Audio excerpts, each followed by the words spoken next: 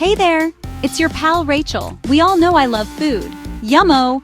Cooking is my passion, and eating delicious meals is one of life's greatest joys. But let me tell you a little secret. For a long time, I had a secret battle going on in my own kitchen. It was a fight against food cravings. These weren't just simple, I'm hungry feelings. Oh no! These were big, loud, gotta have it now cravings that felt like a monster living in my tummy. They would pop up out of nowhere and demand to be fed. It was tough, and sometimes the monster won. This struggle felt very personal, almost like a secret I was keeping. In my world, food is all about happiness, sharing, and bringing people together. So having these powerful, sometimes negative feelings about certain foods was confusing. I felt like I was losing control, which is not a great feeling for a chef who loves to be in charge of her ingredients. It made me feel a little down, like I wasn't practicing what I preached. I wanted to enjoy every part of food, not feel like I was fighting a battle against it every single day. It was time for a change in my own personal recipe book. It's funny, right? I can whip up a 30-minute meal like it's nothing. But taming these cravings felt like a much bigger challenge. It was like trying to cook a complicated French dish without a recipe. I knew I needed to figure this out, not just for my health, but for my happiness and my relationship with food. I wanted to get back to that pure joy, that simple love of a good meal made with care. It wasn't about dieting or giving up the foods I loved. It was about finding a new, smarter way to be the boss of my own appetite. So I decided to face this craving monster head on. I put on my apron, not just for cooking, but for a new kind of kitchen experiment.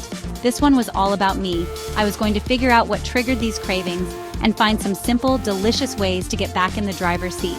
It was a journey, for sure, with a few bumps along the way, but every small step forward felt like a victory.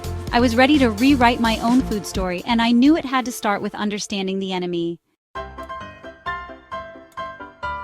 So what were these troublemaking foods? Let's talk about the villains. My biggest weakness was salty, crunchy snacks, especially late at night. Picture this. I'd have a long day of filming, and all I wanted to do was relax on the couch. That's when the craving would hit. A giant bag of potato chips would call my name from the pantry. It wasn't just one or two chips. The craving wanted the whole bag. Another big one for me was super sweet, gooey baked goods. Think warm chocolate chip cookies right out of the oven or a big slice of decadent cake. My sweet tooth was a real beast. These cravings were clever. They didn't just show up when I was hungry. They were tied to my emotions. If I felt stressed or tired after a long day, that's when they were the strongest.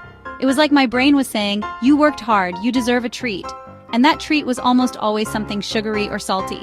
The afternoon slump was another trap. Around 3 p.m., my energy would dip, and my mind would drift to the idea of a candy bar or a big sugary coffee drink to get me through the rest of the day. It was a cycle that was hard to break.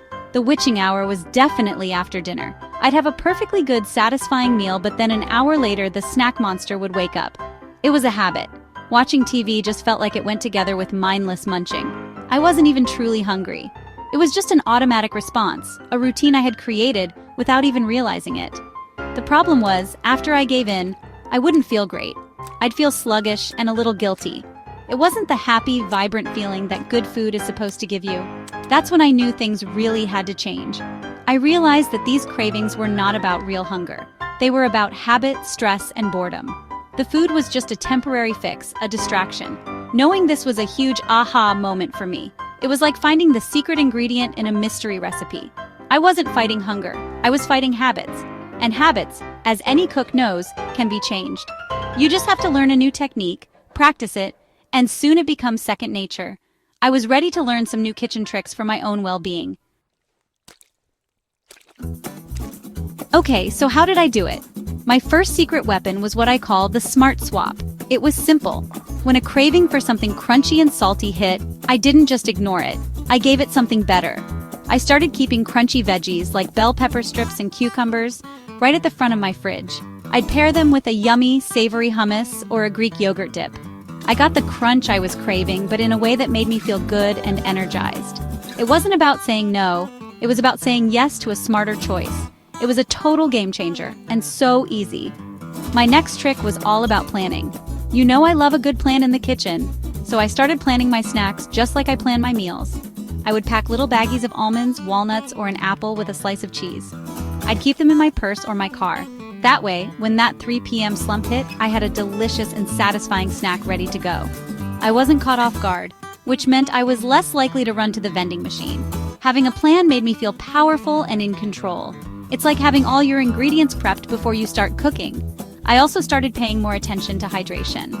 How simple is that? Sometimes when we think we're hungry, our bodies are actually just thirsty. So, I got myself a fun water bottle and made a point to sip on it all day long. I'd add lemon slices, mint, or some berries to make it more exciting. Delish. I noticed that when I was well hydrated, those fake hunger signals and cravings got a lot quieter. It was like turning down the volume on the craving monster. Plus, drinking more water just made me feel better all around. It's a win-win. Finally, I learned to pause and ask myself a question. When a big craving hit, I would stop for just 1 minute.